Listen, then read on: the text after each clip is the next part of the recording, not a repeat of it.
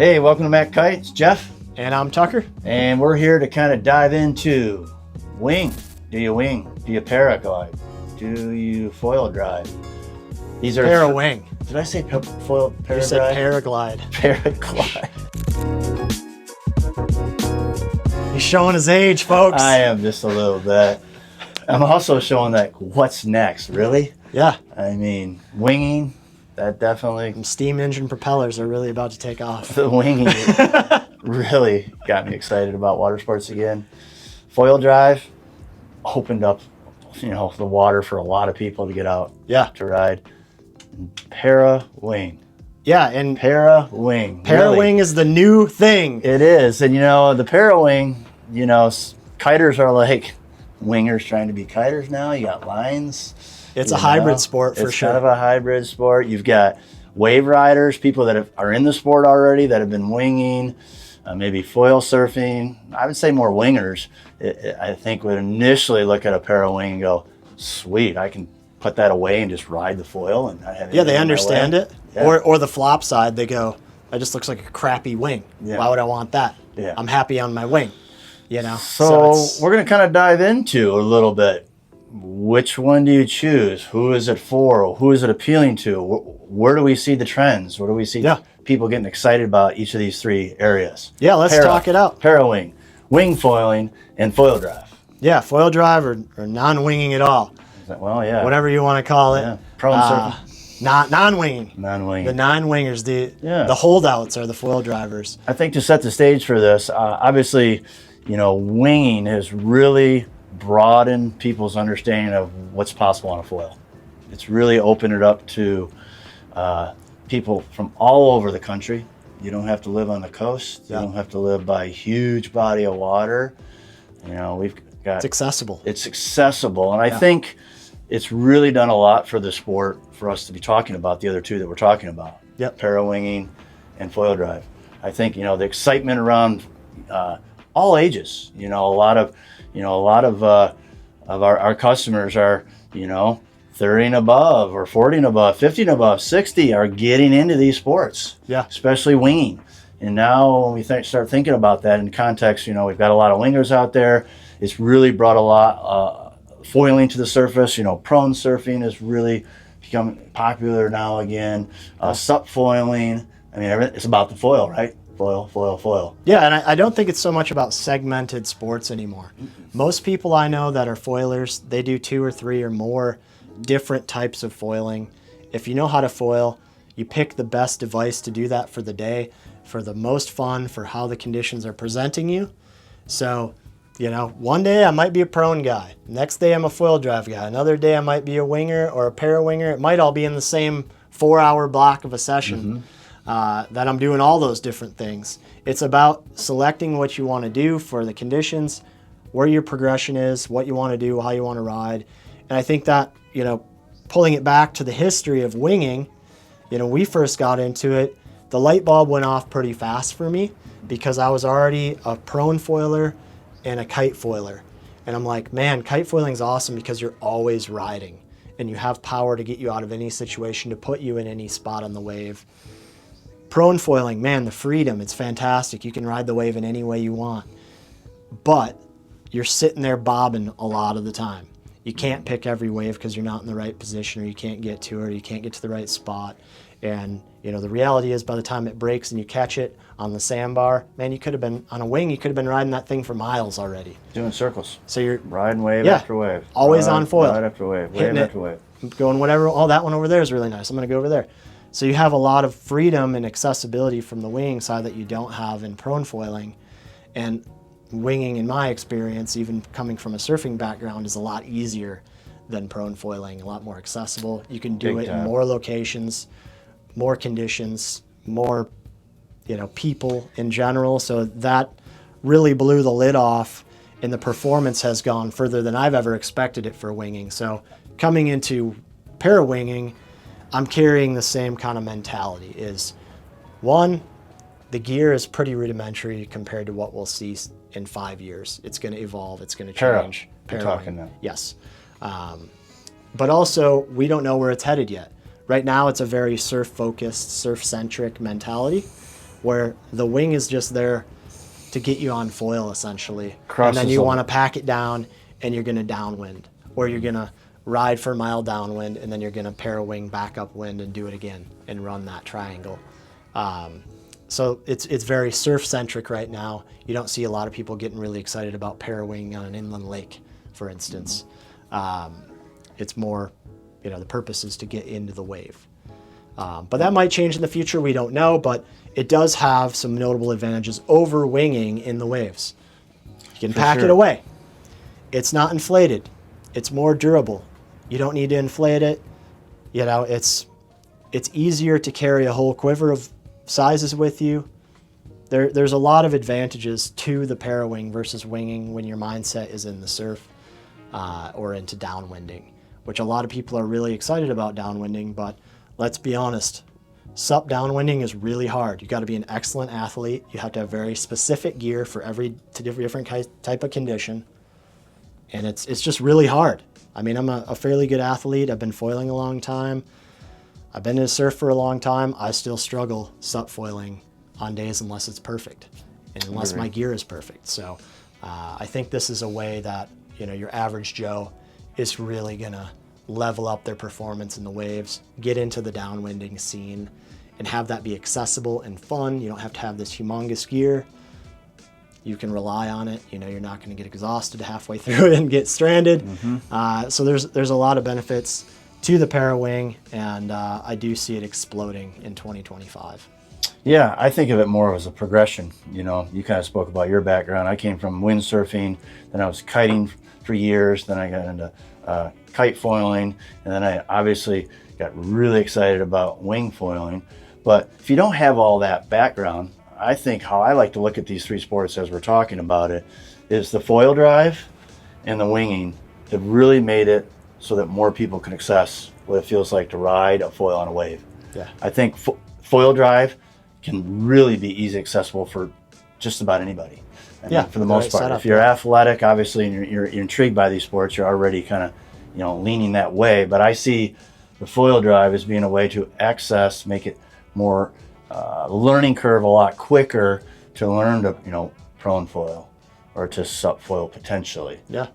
But I think it just makes it easier accessible, get more people on the water riding what it feels like to ride a wave on a foil. Yeah, and once you do it once, you're hooked. It's done. Game over. Foil drive with some time. Yeah, I mean, you can use it like an e-foil initially, so you get used to it, but then you can, I think that really, widens it for a lot of people. And of course, winging. I mean, we're seeing the explosion of the sport. I mean, yeah, it's huge. It's bigger than kiting now. Yeah, it really is. I mean, I still love to kite. Kiting's still a big part of the industry. But you're right. It's just opened it up for so many people to engage. If you have a small little river outside or a little lake that you live on or a reservoir, it's really opened up the sport of foiling, and even riding small waves can be fun. Yeah. For winging.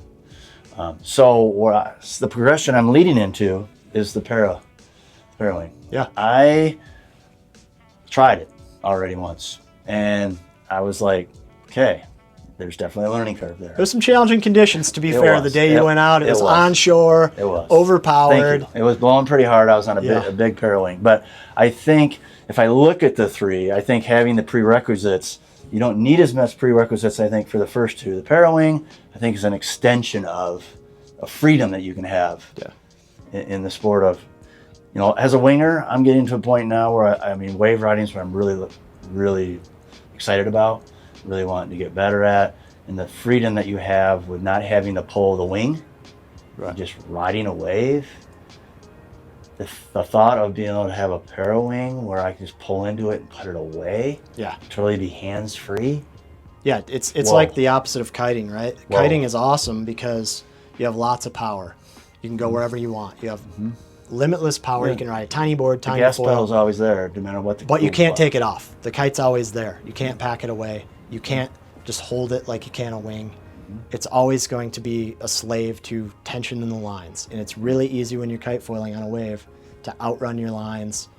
And then keep it moving. Then you're dealing with a rat's nest and things tumbling over you. And so that's always been my issue with kiting in foiling in the waves is you always have to follow what the kite's doing. It's determining what you can do.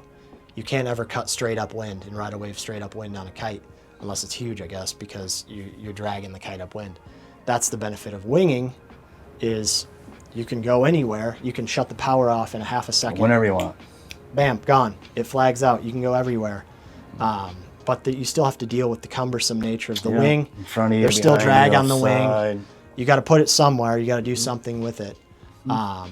So having the parawing to stash, if you decide to do that, is great to totally free you up as if you're prone foiling or tow foiling.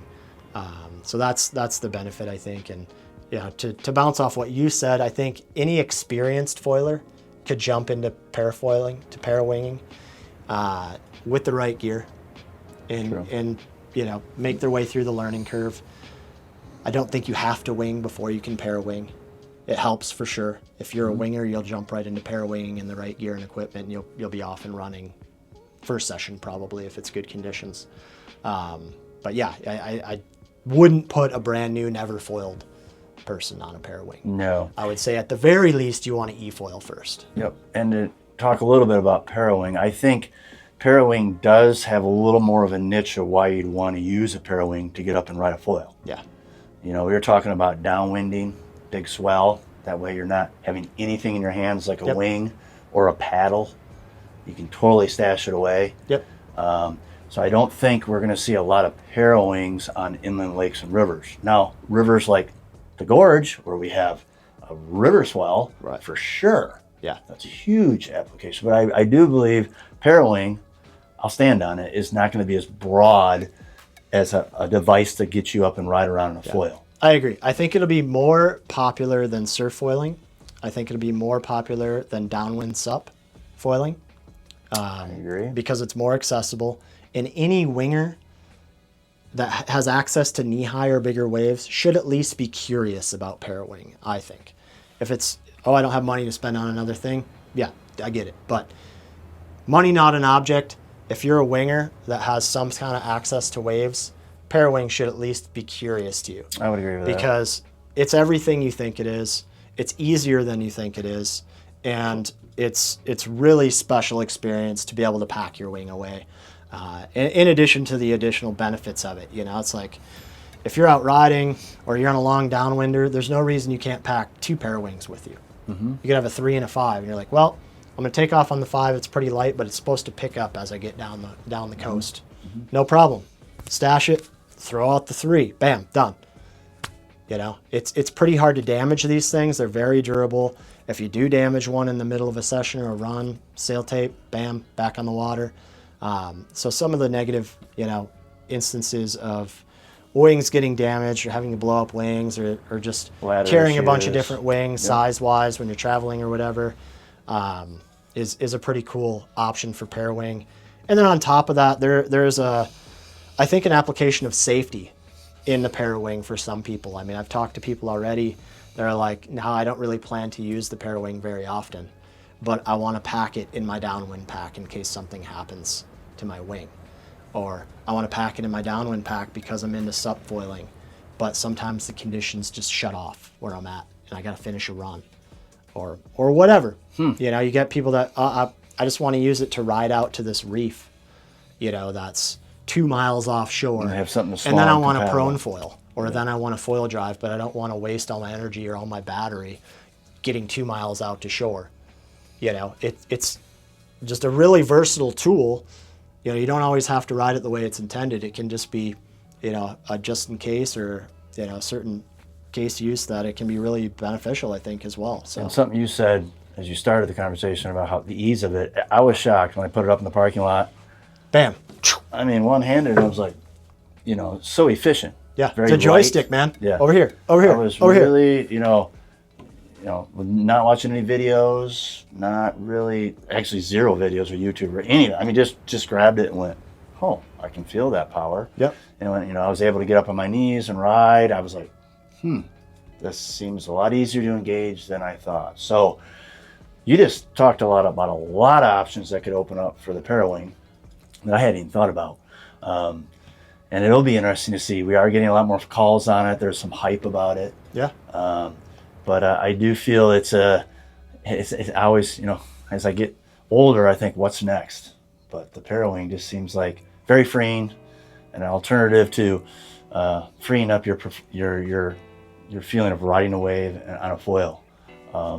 We've talked a lot about parawing. I think that's kind of the newest thing it's what's hot. I think that's what's on the market. that's Foil drive too, though. That's something that is definitely still hot. Still has a huge interest to people. Again, for getting more repetitions, to getting on waves, riding waves, to prone surf, or to sup foil. It's like the little training wheels. It helps you, assists you. Yeah, it give does. You that power. And maybe that's the better comparison. Honestly, rather than wing versus parawing, it's shall I parawing or shall I foil drive? Mm-hmm. So the comparison there for me looks something like, well, parawing's a lot more affordable, and it never runs out of power as long as there's wind. As long as we have wind. Foil drive, don't need wind. Mm-hmm. It's going to be a lot more expensive, but you don't need wind, and you can ride and you don't need multiple sizes. Mm-hmm. Downside of foil drive, you're adding weight to your foil and your board, so it's not as nimble. Parawing, it weighs almost nothing. You stash it away. You can ride that board just like you would a prone foil board easily. Yeah, I see both having a strong application for the person and what their time and what they want to engage with the water. It's really about, getting more people, getting different ways to engage with a foil and a wave and wave riding. I mean, it's another tool in the toolbox to have a lot of fun and make the most of whatever the day gives you. So. It does. And I think, winging, if we go right back to winging, because we have a ton of wingers out there that have made serious progression in their learning. They're riding both directions, no problem. They're making tacks, in jives. They're even doing tacks now, doing heel side, toe side. I mean, they're still just like blown away by the thrill of winging, and they really haven't ridden a lot of waves yet. Maybe they've done a little small waves.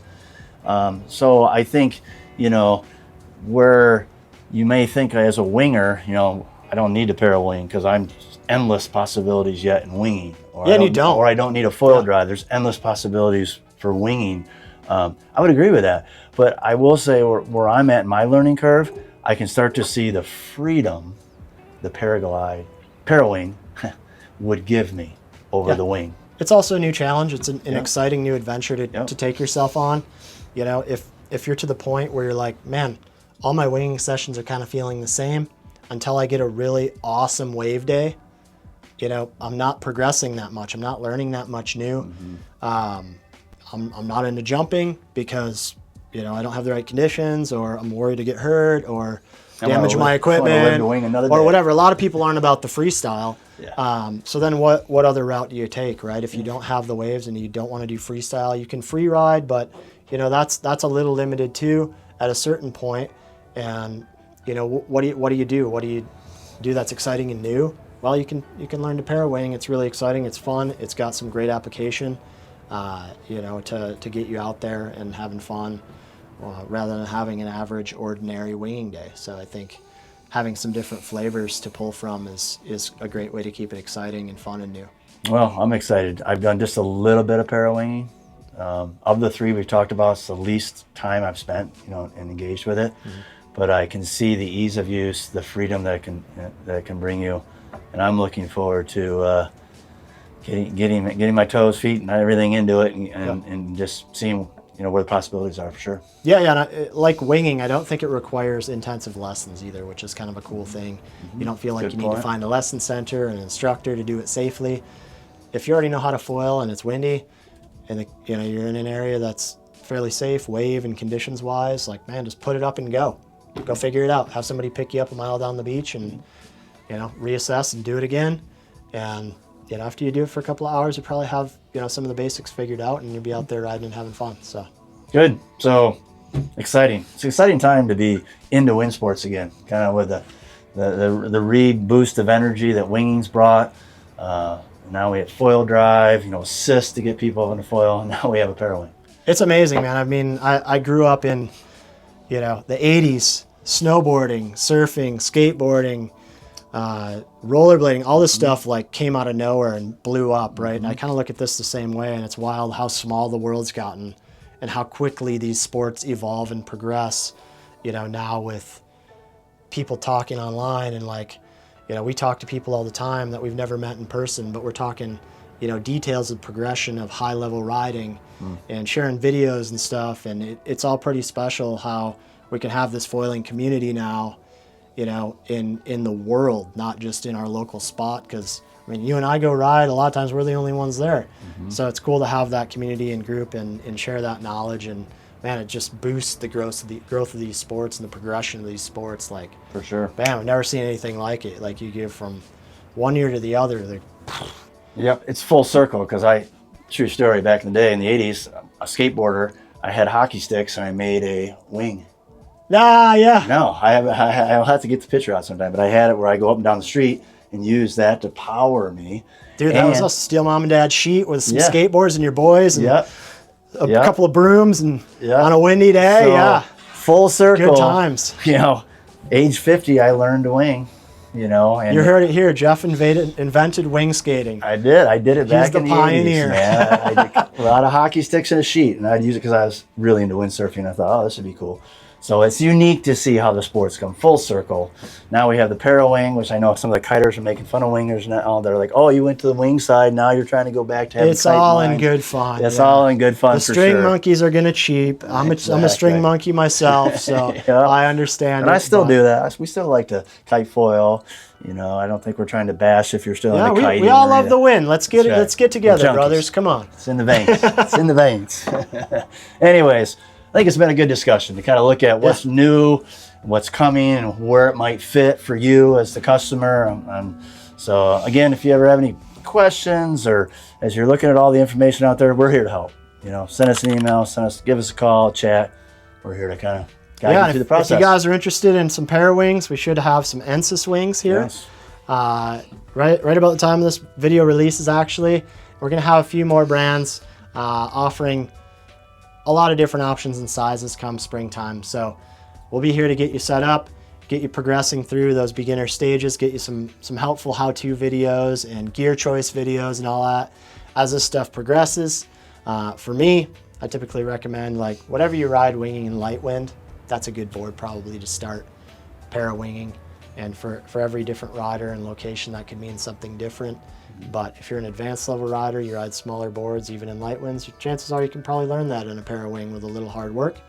But ideally, something about your weight in kilograms, a little longer is sort of the ideal situation we're finding. You can ride other stuff, but that's what's going to be easiest from the learning basics perspective. So you're looking to see some video. I'm going to be doing video of my learning progression. Yes, this will be excellent. Yes. You guys will see the dirty. We'll see it. Mucky Jeff learning process. That's right. So we'll be putting out some videos, some B-rolls, some A-rolls. We all like to call Thankfully, that. I'm past most of the beginning stages myself, so I've hidden that footage already. We don't need to show anyone. I don't mind. I'll be an open book with my learning progression for it. So it'll be a good time, and you're too humble, Jeff. I already saw you try your first time, and it looked pretty good. So thank you. I think you guys will see it's easier than it seems. So cool. See you next time, guys. All right.